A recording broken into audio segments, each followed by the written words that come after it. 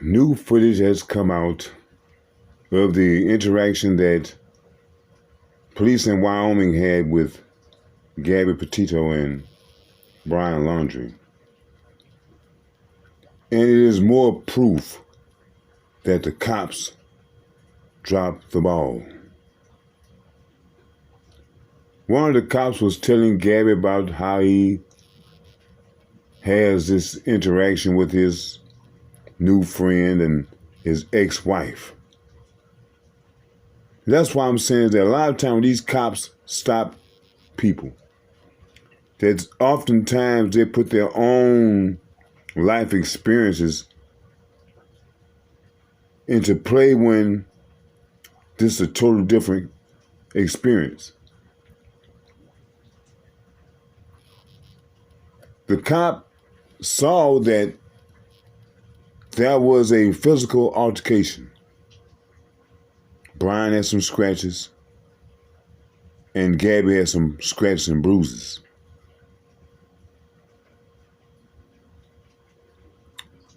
Had it been any other cop, those people, if not both of them, would have went to jail. Well, man, we can't figure out both of y'all going to jail. But in any event, someone would have went to jail. Not for being nasty or mean, but for their own protection. Because we can see right now, because of these bruises, that this has gone beyond normal communication. So whereas now you've gotten physical. And I'm wondering, did the cops ever, all right, you live way in Florida. That's a long trip back home. And should have thought of some type of way to get both of them home, especially a lady. That's what's so puzzling to me, is that the way a lady was treated. How she was made to sleep in the car all night. How, when there was obvious signs of abuse, you had someone made a 911 call, that you didn't treat this as it was. And because of your experiences with your ex-wife and your girlfriends, you thought it was best to just let them go it on.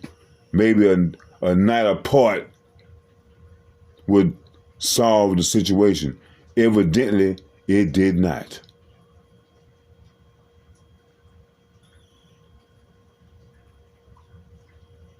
When I heard that sheriff judge say, he's echoing the same things I've been saying all along, is that in Wyoming, somebody should have went to jail, namely Brian. When they got back to Florida, someone should have went to jail, mainly Brian, and probably the parents too.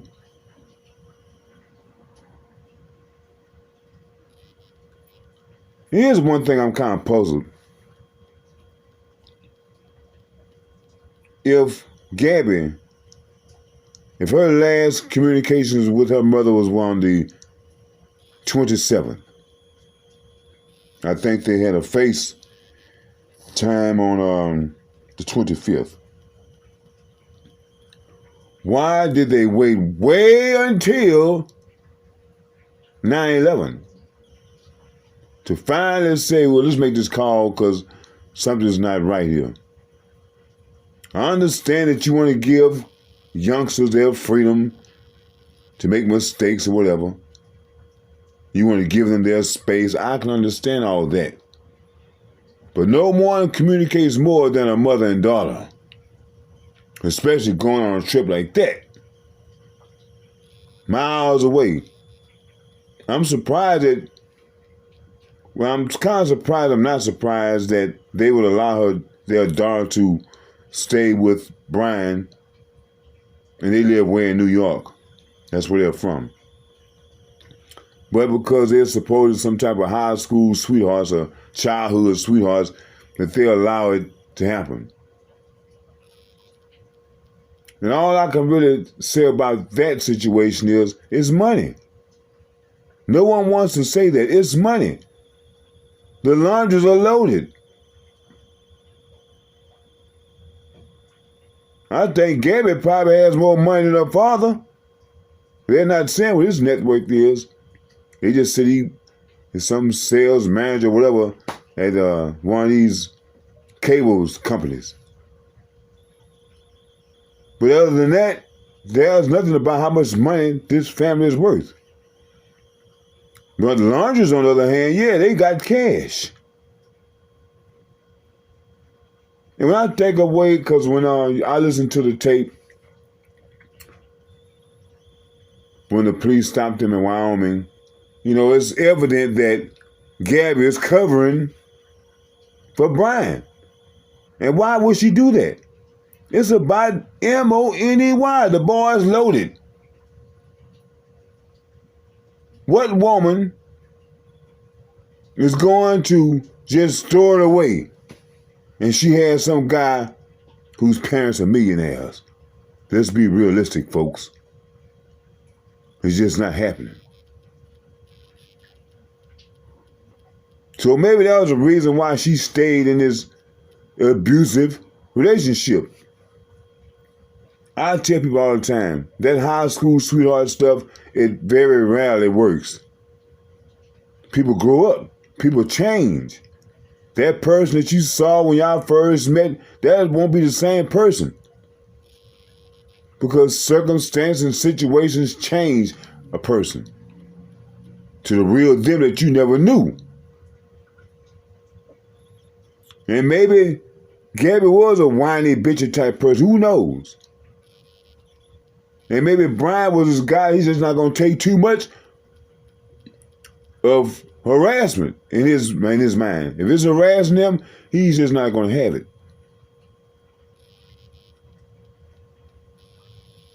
And I'm saying is that when the cops stopped them in Wyoming, they had to report, because he even said it, about a report of some guy beating some girl. And you look at the girl, you see her eyes kind of puffy, you see some scratch on her face, you see bruise on her arms, you see a couple of scratches on this guy's face. That's evidence of a fight.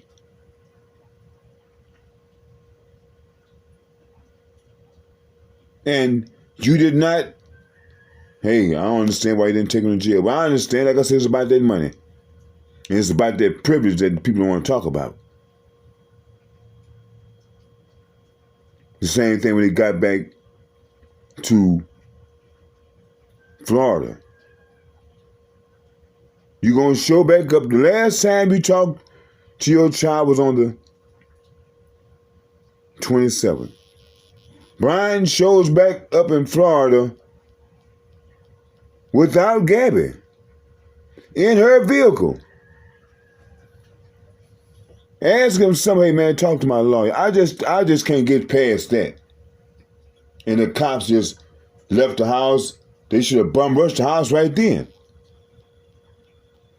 What kind of reply is that? But, hey, man, we'll all see where this leads. And I'm wondering, because they have the autopsy report, when exactly did she pass?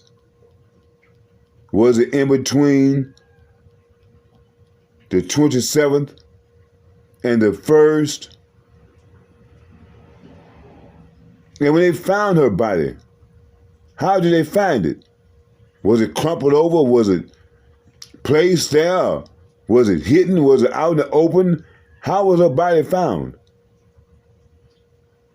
What was the exact cause of death? Did he choke her? Hit upside the head? Was she pushed out of a window or something? Was she killed somewhere else and brought there? Why is it on, I think it was the beginning of September, that their parents canceled their reservations at this park for 2 and made it for 3? When Brian returned without Gabby on the first. What did his parents say? Hey, where's Gabby? And if they did, what was his reply?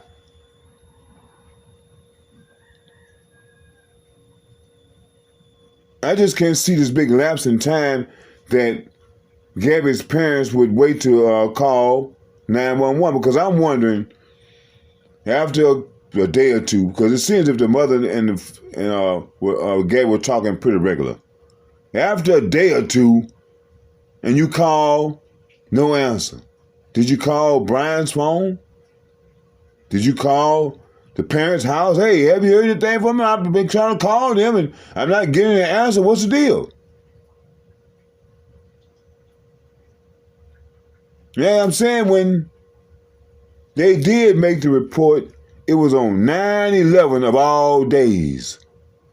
And they are from New York. Go figure. Did Brian's parents make any sudden withdrawals of large sums of cash?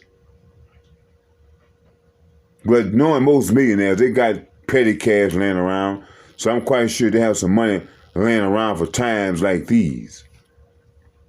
And the way these people are operating now, it just kind of make me feel suspicious that they had something to do with the death. I mean, the girl is dead and gone, and they're still going around on camping trips. Exactly what they go camping, what do they do? Do they stargaze? I mean, what's the whole purpose of going out there camping? What's their purpose and reasoning for going out camping? I know everywhere else in America, they have these surveillance cameras everywhere. They don't have none in that area of town. They couldn't look at someone's security camera to see when Brian Laundrie left, which direction he left in. I mean, nothing. No stores, no gas stations on the way. I understand that these people have some cash, and it seems as if that because of that, they have some influence in that particular part of Florida they live in. They're just not